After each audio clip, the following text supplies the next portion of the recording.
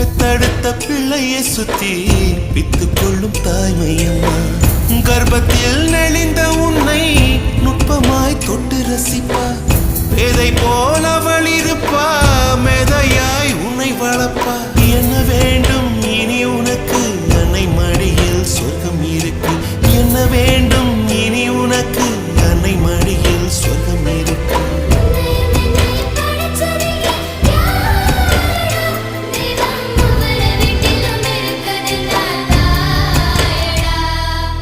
ஆசைப்பட்ட எல்லாத்தையும் காசிருந்தா வாங்கலாம், அம்மாவை வாங்க முடியுமா?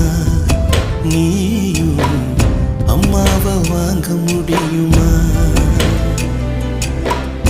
ஆயிரம் உறவு உன்னை தேடி வந்து நின்னாலும் தாய் போலே தாங்க முடியுமா?